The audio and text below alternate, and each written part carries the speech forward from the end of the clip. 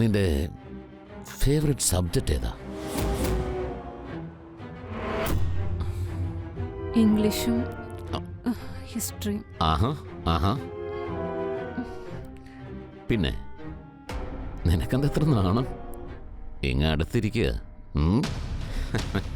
ഞാൻ ആലോചിക്കുകയായിരുന്നു, ഇത്തവണ നിന്റെ സമ്മർ വെക്കേഷൻ ടൈമിൽ മണാലിക്ക് വിട്ടാലോ? അല്ല, എനിക്കപ്പോൾ സമ്മർ ക്യാമ്പ് ഉണ്ട്, ഞാനപ്പോൾ അതിന് പോകും. അത് കുഴപ്പമില്ലെന്നേ. നിനക്ക് എവിടെ പോകണമെന്ന് വെച്ചാൽ അവിടെ പോവാം.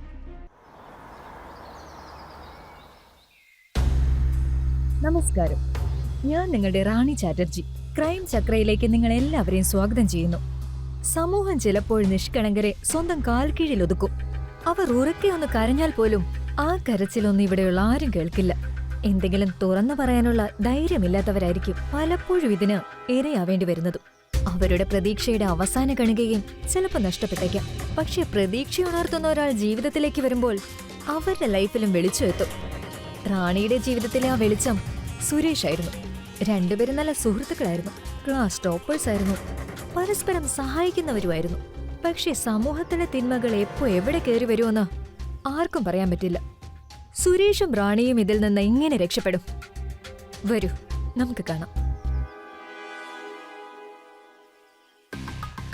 സുരേഷേ, ഒരു പഫ് എടുക്കുന്നോ? വേണ്ടടാ, കുറച്ച് തിരക്കുണ്ട്. ഓ അറിയാവേ, റാണിയെ കാണാനുള്ള തിരക്കല്ലേ? അതൊന്നും അല്ലടാ, എക്സാം എടുക്കാറായി. നീ അടിച്ച് പൊളിക്കല്ലടാ. പെൺപിള്ളേരെ വിളിച്ച് വീട്ടിൽ കയറ്റുമല്ലേ? അതിനെന്താ, ഞാൻ സ്മാർട്ടാ. നിന്നെപ്പോലെ ക്ലാസ് കട്ട് ചെയ്ത് നടക്കുമല്ല. ആ അതും ശരിയാണ്. പഠിച്ചു കിടന്നോണ്ട് നിനക്ക് ഗുണമുണ്ടായില്ലേ? എടാ, നീ വെറുതെ ആവശ്യമില്ലാത്തത് പറയല്ലേ. എനിക്ക് പോയിട്ട് വരാൻ കാര്യമുണ്ട്. ആ എനിക്കറിയാന്നേ. ഈ പഠിത്തം മന്ത്രം നോക്കിയിട്ട് കാര്യമൊന്നുമില്ല. ഇടയ്ക്കൊക്കെ പുസ്തകത്തിൽ നിന്ന് കണ്ണെടുത്തിട്ട് ആ പെണ്ണിന്റെ മനസ്സിലോട്ട് കൂടി നോക്കണം. നിന്റെ ഈ വർത്തമാനം കേട്ട് നിൽക്കാനേ എനിക്ക് ഒട്ടും സമയമില്ല. എനിക്ക് ഒരുപാട് പഠിക്കാനുണ്ട്. ഞാൻ പോവാ. നീ ഇവിടെ നിന്ന് സമയം കളഞ്ഞോട്ടോ. ശരിയെന്നാ, ബൈ.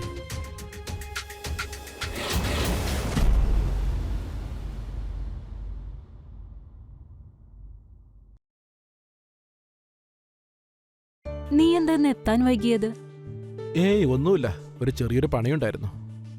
ഓക്കെ. എടാ, എനിക്ക് ഇപ്പൊ ഒരു ചായ കുടിക്കാൻ തോന്നുന്നുണ്ട്. നിനക്ക് വേണോ? ആ കൊണ്ടുവാ. ഓക്കെ ശരി.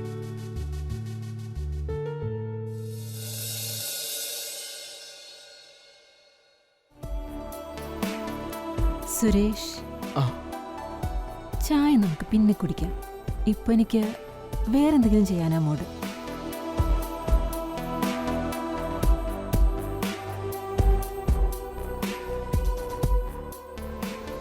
സുരേഷ്, ചായ.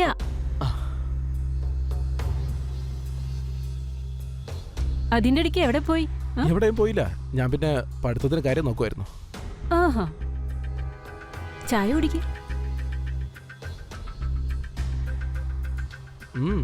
ചായ അടിപൊളിയായിട്ടുണ്ട്. Thank you.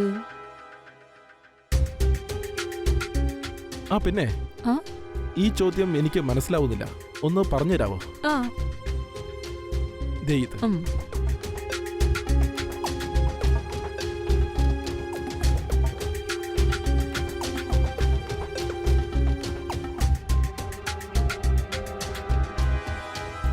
എപ്പോഴും പഠിത്തം മാത്രം നോക്കിയെടുത്തിട്ടെ ഒരു കാര്യമില്ല. ഇടയ്ക്കൊക്കെ പുസ്തകത്തിൽ കണ്ടെടുത്ത് ആ പെണ്ണിന്റെ മനസ്സിൽ കൂടി നോക്കണം.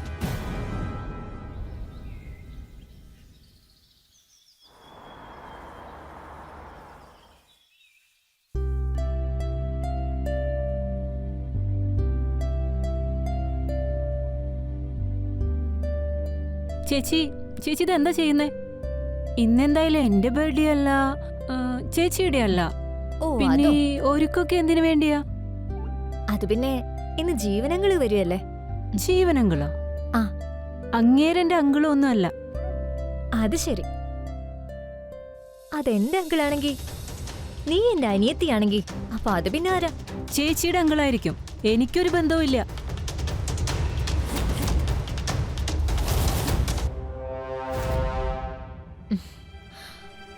ബന്ധമില്ല, പക്ഷെ ബന്ധുക്കളെക്കാൾ കൂടുതൽ ചെയ്യുന്നുണ്ട്. അങ്കിള് നമുക്ക് വേണ്ടി ചെയ്യുന്നത് പോലെ നമ്മുടെ ബന്ധുക്കള് പോലെ നമുക്ക് വേണ്ടി ചെയ്യില്ല. ഫ്രീ ആയിട്ട് താമസിക്കാൻ സ്ഥലം കിട്ടുന്നതല്ലേ? ഹോട്ടലിൽ താമസിക്കാൻ അങ്കിളുടെ ബുദ്ധിമുട്ടുണ്ടായിട്ടല്ല, നമ്മളെ പറ്റി ചിന്തയുള്ളതുകൊണ്ട് അങ്കിൾ ഇവിടെ താമസിക്കുന്നത്.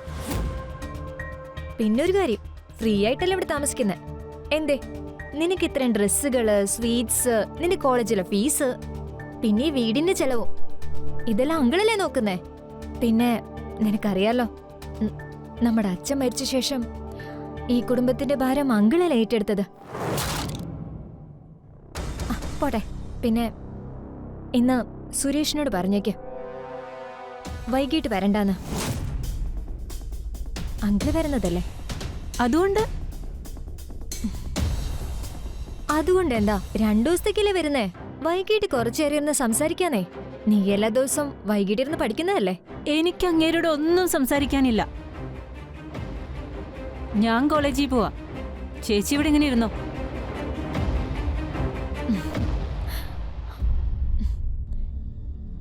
ഇവളെന്തൊരു പാവം, നല്ലവരെ മോശക്കാരെ തിരിച്ചറിയില്ല. ഇതിലിപ്പോ ഇത്ര ചിന്തിക്കാൻ മാത്രം എന്താ ഉള്ളത്? നീ നിന്റെ ചേച്ചിയോട് പറയേ നിന്റെ അങ്കിളിന്റെ ശരിക്കുള്ള മനസ്സിലിരിപ്പ് എന്താണെന്ന്. നീ എന്താ കരുതിയേ ചേച്ചി ഇതൊക്കെ വിശ്വസിക്കുമെന്നോ? എന്റെ ചേച്ചി ഒരുമാതിരി കണ്ണ് കെട്ടിവിട്ട കുതിരയെ പോലെയാ. അങ്ങേര് സ്വന്തം അങ്കിളാന്നല്ലേ ചേച്ചിയുടെ വിചാരം. അങ്ങേര് എന്നെ കാണുന്നത് വേറെ കണ്ണുകൊണ്ടാണെന്ന് എനിക്കല്ലേ അറിയൂ. ഇനിയിപ്പോ എന്ത് ചെയ്യുന്ന? ഒന്നുമില്ല, അങ്ങേര് വരും, കുറെ സാധനങ്ങളും ബൊക്കെയൊക്കെ ആയിട്ട് വരും. ചേച്ചിനെ കുറെ സോപ്പിട്ടൊക്കെ സംസാരിക്കും. ഇനി 2 ദിവസം അങ്ങേര് വീട്ടിലുണ്ടാവുമെന്ന്. ആ 2 ദിവസം ഞാനിനി എന്റെ വീട്ടിൽ ശ്വാസം മുട്ടി ജീവിക്കണം. ചേച്ചിയിടയ്ക്ക് പുറത്തു പോകുമ്പോണ്ടല്ലോ എനിക്ക് വല്ലാണ്ട് പേടിയാവും. ശരി, ഞാനൊന്ന് ആലോചിക്കട്ടെ. പക്ഷെ അതുവരെ നീ ഒന്ന് ശ്രദ്ധിക്കണം. ഇനി അയാൾ അവിടെ നിന്ന് പോയിട്ട് ഞാൻ നിന്റെ വീട്ടിലേക്ക് വരുന്നുള്ളൂ. എനിക്ക് അയാളെ കാണുക പോലും വേണ്ട. പിന്നെ അങ്കിളെ, യാത്രയിൽ ബുദ്ധിമുട്ടൊന്നും ഉണ്ടായില്ലല്ലോ? ഇല്ല മോളെ, ഇവിടെ വരുന്നത് വലിയ സന്തോഷമുള്ള കാര്യമല്ലേ. ദേ റാണി വന്നല്ലോ. അങ്കിള് വന്നിട്ട് നിന്നെ പറ്റി 10 തവണയെങ്കിലും ചോദിച്ചു കാണും. നോക്കിക്കാതെ വന്ന് അനുഗ്രഹം വാങ്ങിക്കും. എന്റെ രുക്മിണി, എന്താ ഇതൊക്കെ? അയ്യോ വേണ്ട മോളെ, വേണ്ട വേണ്ട, വാ നീ ഇവിടെ വന്നിരിക്കെ. എവിടെ ഇരിക്കും? അല്ല റാണി, ഇന്നെന്താ വരാൻ ഇത്ര വൈകി? വേഗം വരണോന്ന് ഞാൻ പറഞ്ഞതല്ലേ. അത് പിന്നെ കോളേജിലെ ആനുവൽ ഫംഗ്ഷനാ, അപ്പൊ അതിനു വേണ്ടിയുള്ള പ്രാക്ടീസിലായിരുന്നു. ശരി. രുക്മിണി, റാണി വലുതായപ്പോ ഒന്നുകൂടി സുന്ദരിയായല്ലേ. ഇപ്പൊ ഇവള് ശരിക്കും ഒരു റാണിയായി. എനിക്ക് ഒരു ചായയും കൂടി കുടിക്കാൻ തോന്നുന്നുണ്ട്. ആ ഇടാലോ.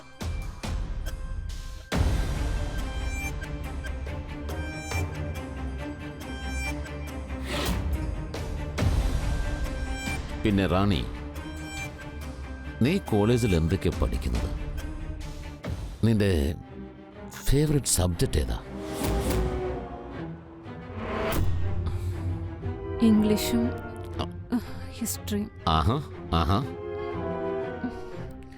പിന്നെ നിനക്കെന്താ എത്ര നാണം? ഇങ്ങ അടുത്തിരിക്കുക.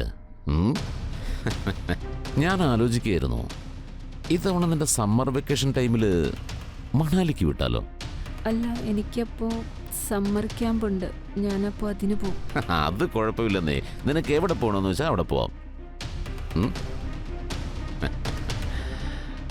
രുക്മിണി, റാണി വലുതായി പോയതുകൊണ്ട് അവക്ക് വലിയ നാണോ? ഇപ്പൊ 19 വയസ്സായില്ലേ? ദാ ചായ. ക്ഷീണിച്ചു വന്നല്ലേ? കൺഗ്രാറ്റുലേഷൻസ്.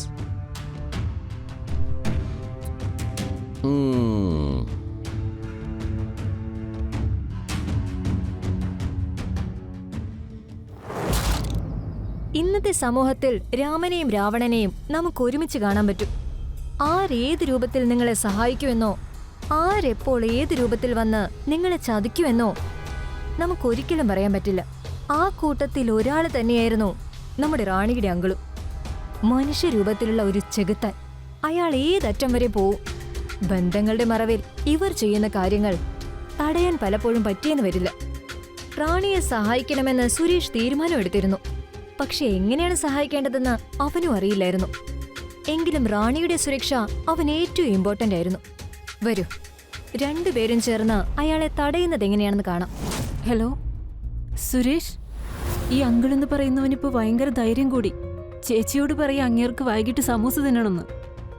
വൈകിട്ട് ചേച്ചി സമൂസ വാങ്ങാൻ പോവും. എനിക്കത് ആലോചിക്കുമ്പോ തന്നെ പേടിയാകുന്നു. നീ ടെൻഷൻ അടിക്കല്ലേ. ഞാനിപ്പോൾ എൻ്റെ വീട്ടിലുണ്ട്. ഞാനിപ്പോൾ തന്നെ നിന്റെ വീട്ടിലോട്ട് വരാം. നിന്റെ ചേച്ചി പുറത്തേക്ക് പോകുമ്പോൾ തന്നെ അപ്പം എനിക്കൊരു മിസ് കോൾ തന്നാൽ മതി. ഞാൻ പഠിക്കാനാണെന്ന് പറഞ്ഞ് നിന്റെ വീട്ടിലോട്ട് വരാം. ആ ശരി. പക്ഷെ എനിക്ക് നല്ല പേടിയുണ്ട്. നീ പേടിക്കണ്ട.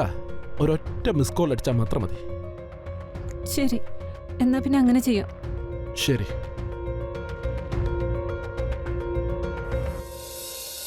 റാണി, ആ ചേച്ചി. റാണി, ആ വരുന്നു. ഇപ്പോഴത്തെ പിള്ളേര് ഫുൾ ടൈം ഫോണിലാ. ആ ചേച്ചി എന്താ വിളിച്ചേ? ആ അങ്കിളിനെ ലാലിന്റെ കടയിലെ സമൂസ വേണോന്ന്. നിനക്ക് വേണോ? ആ, എനിക്ക് 2 എണ്ണം വാങ്ങിച്ചിട്ട് വന്നു. ആ ശരി. നീ അങ്കിളിന്റെ അടുത്തിരുന്ന് അങ്കിളിനെ ശ്രദ്ധിക്ക്. ഞാൻ വാങ്ങിച്ചിട്ട് ആ വരാം. ശരി. ആ പോയിട്ട് വരാം അങ്കിളെ. ആ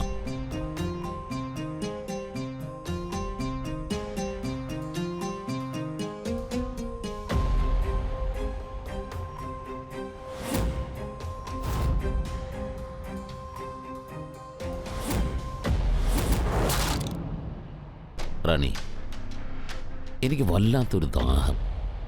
കുറച്ച് വെള്ളം എടുത്ത് വരും മോളെ. ശരി.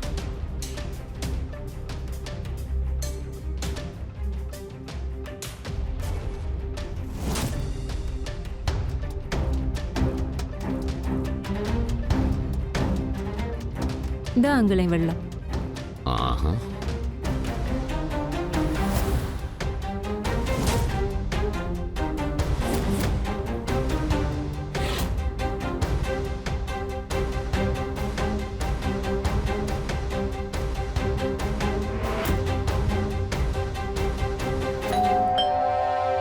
അങ്കിളെ, എന്റെ ഫ്രണ്ട് വന്നിട്ടുണ്ട്.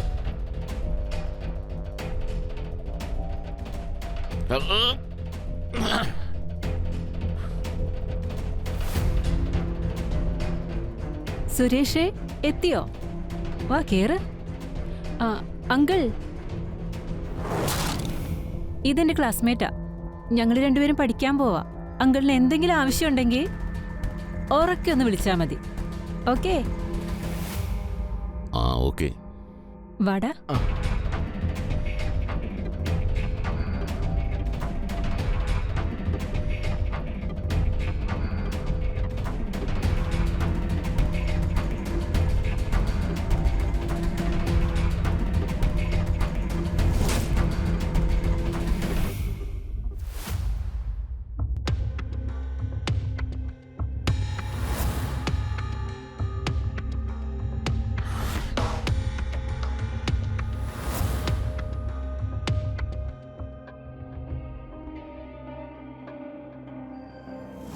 രണ്ടും കൂടി ഇരുന്ന് ബെഡ്റൂമിൽ എന്ത് ചെയ്യാ? നോക്കണമല്ലോ അത്.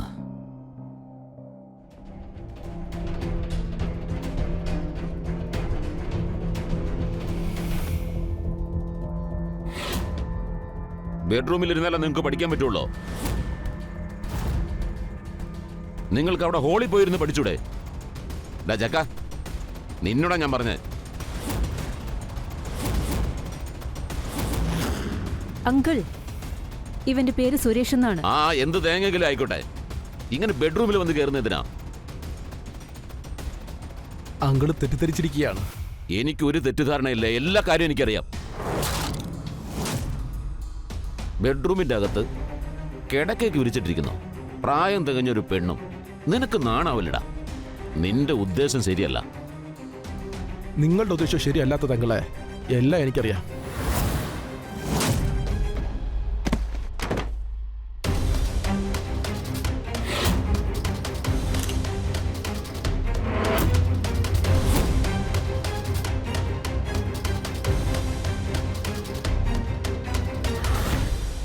ഒരു പെണ്ണിനെ ഒറ്റയ്ക്ക് കിട്ടിയപ്പോ നീ കയറി കിസ് ചെയ്യുന്നല്ലേ? ഈ ഫോട്ടോ ഞാൻ ഇപ്പൊ തന്നെ രുക്മിണിയെ കാണിക്കുന്നുണ്ട്. ഇനി നീ ഈ വീടിനകത്ത് കാലുകുത്തുന്നത് എനിക്കൊന്ന് കാണണം. ഇറങ്ങിപ്പോടാ.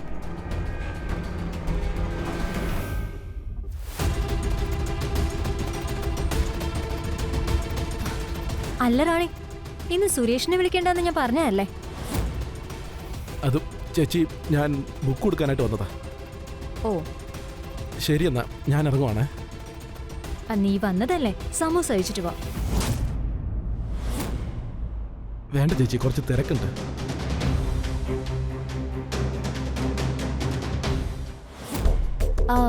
അങ്കിൾ, ഒരു ചായ കൂടി എടുക്കട്ടെ? രുക്മിണി, എന്തോരം ചായ നീ എന്നെ കൊണ്ട് കുടിപ്പിക്കുന്നത്? മതി മോളെ, ഇപ്പൊ വേണ്ട. അങ്കിളെ, എന്താന്ന് വെച്ചാ ഷിഗയുടെ മോൾക്ക് സുഖമില്ല. ഞാൻ ഹോസ്പിറ്റലിലേക്ക് ഒന്ന് പോവാ. വരാൻ എന്തേലും കുറച്ച് വൈകും. പിന്നെ റാണിയാണെങ്കിൽ കിടന്നുറങ്ങുക, അതുകൊണ്ടാ ചോദിച്ചേ. ഇപ്പൊ വേണ്ട. അല്ല, റാണി ഇന്ന് കോളേജിൽ പോയില്ലേ? ഇല്ല, ഇന്ന് പോവണ്ടെന്നാ പറഞ്ഞേ. ഇപ്പോഴും കിടന്നുറക്കോ? ശരി, എന്നാ നീ പോയിട്ടോ. ശരി, വരട്ടെ അങ്കിളെ. ആ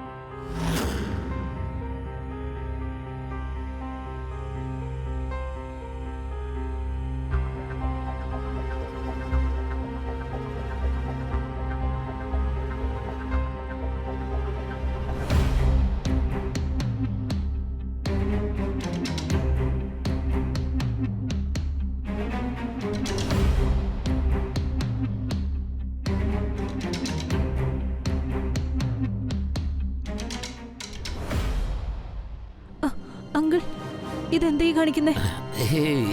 ഒന്നുമില്ല, ഒന്നുമില്ല മോളെ, നീ പേടിക്കണ്ട. അങ്കിളെ, ഇതൊന്നും ശരിയല്ല. ഇല്ല മോളെ, ഒരു ശരികേടുമില്ല. മോള് പേടിക്കണ്ട, ഒന്നുകൊണ്ടും വിഷമിക്കണ്ട. ഇങ്ങടുത്തേക്ക് വാ, ഒന്നടുത്തേക്ക് വാ. എല്ലാം ശരിയാവും. ഇങ്ങ വാ. Hello uncle. ആരുടേത്? ഓ, നീയായിരുന്നല്ലേ. നിനക്ക് ആ ഫോട്ടോ ഇല്ലേ വേണ്ടേ? അത് കിട്ടില്ല. ഞാനാ ഫോട്ടോ വാങ്ങാൻ വന്നതല്ല. പിന്നെന്തിനാ? ഇന്നലെ നിങ്ങളൊരു ഐഡിയ തന്നില്ലേ, അതിന് വേണ്ടി വന്നതാ. എന്ത് ഐഡിയ? അറിയില്ലേ, ഇന്നലെ നീ ഞങ്ങളുടെ ഒരു ഫോട്ടോ എടുത്തായിരുന്നില്ലേ? അങ്ങനെ ഞങ്ങള് ഒരു വീഡിയോ എടുത്തു.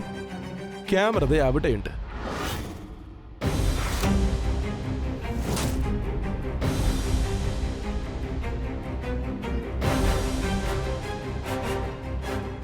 കണ്ടോ? നിങ്ങൾ കാണിച്ച സകല വൃത്തികേട്ടും ഈ ക്യാമറയിൽ കിട്ടിയിട്ടുണ്ട്. നീ എന്തൊക്കെയാ പറയുന്നേ? ഞാൻ എൻ്റെ മോളുടെ ഡ്രസ്സൊക്കെ നേരെ ഇട്ടതല്ലേ, അല്ലാതെ വേറൊന്നും അല്ല. നീ ഇതിനകത്ത് ഡ്രസ്സ് നേരെ ഇട്ടതാണോ അതോ വേറെന്തെങ്കിലും ചെയ്തതാണോന്ന് എല്ലാവരും കാണുമ്പോൾ ശരിക്കും മനസ്സിലാക്കിക്കോളും. അതെ അങ്കിളെ, ഇപ്പൊ ഞാനിവിടെ വെറുതെ ഉറങ്ങിയ പോലെ കിടക്കുമായിരുന്നു.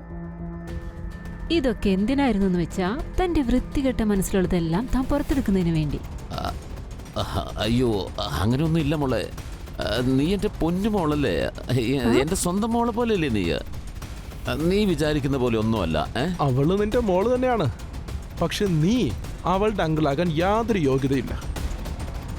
പിന്നെ ഒരു കാര്യം കൂടെ, ഇനി മേലാൽ നിന്നെ ഈ നാട്ടിൽ എവിടെയെങ്കിലും കണ്ടാൽ പിന്നെ ഈ വീഡിയോ നേരെ പോലീസുകാരുടെ അടുത്തെത്തും. പിന്നെ നിന്റെ ഈ വൃത്തികെട്ട മുഖം പുറത്താരെയും കാണിക്കാൻ പറ്റില്ല. മനസ്സിലായോ? അയ്യോ വേണ്ട മോനെ, അങ്ങനെ ഒന്നും ചെയ്തത്. ഇതെൻ്റെ മോളല്ലേ.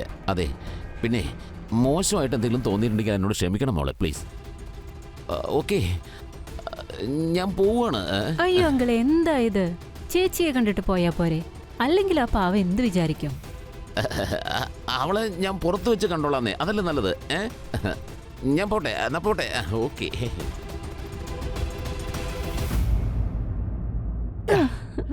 ഫൈനലി അങ്ങനെ നമ്മൾ ജയിച്ചു. ആ കാട്ടുകോഴി അങ്കിളിനെയും ഓടിച്ചു, നമ്മുടെ കാര്യം രക്ഷപ്പെട്ടു. യെസ്. ഇന്നത്തെ കാലത്ത് നമ്മുടെ ചുറ്റുവട്ടത്ത് നോക്കുകയാണെങ്കിൽ ഇങ്ങനെയുള്ള ഒരുപാട് കേസുകൾ കാണാൻ പറ്റും. ഇതൊക്കെ ഇവിടെ നടക്കുന്നുണ്ട്, പക്ഷെ നമ്മൾ ആരും ശ്രദ്ധിക്കാറില്ല. സത്യത്തിൽ റാണിയെ പോലെ ദിവസവും ആയിരക്കണക്കിന് പെൺകുട്ടികൾ ഈ സമൂഹത്തിൽ ലൈംഗിക ചൂഷണത്തിന് വിധേയരാവുന്നുണ്ട്. അപമാനം ഭയന്നവർ പുറത്തു പറയാൻ മടിക്കും. ആ ഭയം മുതലെടുത്തുകൊണ്ട് അങ്കിളിനെ പോലുള്ള ചെകുത്താന്മാർ റാണിയെപ്പോലെ നിഷ്കളങ്കരെ ആക്രമിക്കുകയും ചെയ്യും. റാണിയുടെ ജീവിതത്തിൽ സുരേഷ് ഇല്ലായിരുന്നെങ്കിൽ, അവന് തക്ക സമയത്ത് അവളെ രക്ഷിക്കാനുള്ള ബുദ്ധി തോന്നിയില്ലായിരുന്നെങ്കിൽ നമുക്കറിയില്ല അതെവിടം വരെ പോവുമായിരുന്നെന്ന്. എത്ര കാലം റാണിക്ക് ഈ പീഡനം നേരിടേണ്ടി വരുമെന്ന്. പീഡനം എന്ന് പറയുന്നത് ശാരീരികം മാത്രമല്ല, അതേത് തരത്തിലുള്ളത് വേണമെങ്കിലും ആവാം. അതുകൊണ്ട് നമ്മൾ എപ്പോഴും ചുറ്റുപാടുകൾ ശ്രദ്ധിക്കണം. ഇങ്ങനെ എന്തെങ്കിലും ശ്രദ്ധയിൽപ്പെട്ടാൽ അത് തടയാനും ശ്രമിക്കണം. നമ്മൾ എല്ലാവരും കൂടി ശ്രമിച്ചാൽ മാത്രമേ നമ്മുടെ സമൂഹത്തെ രക്ഷിക്കാൻ കഴിയൂ. ഞാൻ റാണി, ഞാൻ ഇന്ന് നിങ്ങളോട് വിട ചോദിക്കുന്നു. എത്രയും പെട്ടെന്ന് നമുക്ക് വീണ്ടും കാണാം ക്രൈം ചക്രയുടെ പുതിയ എപ്പിസോഡിൽ പുതിയൊരു കഥയുമായി. അതുവരെ ചുറ്റുപാടുകളെക്കുറിച്ച് നിങ്ങൾ എപ്പോഴും ജാഗരൂകരായിരിക്കണം. നമസ്കാരം.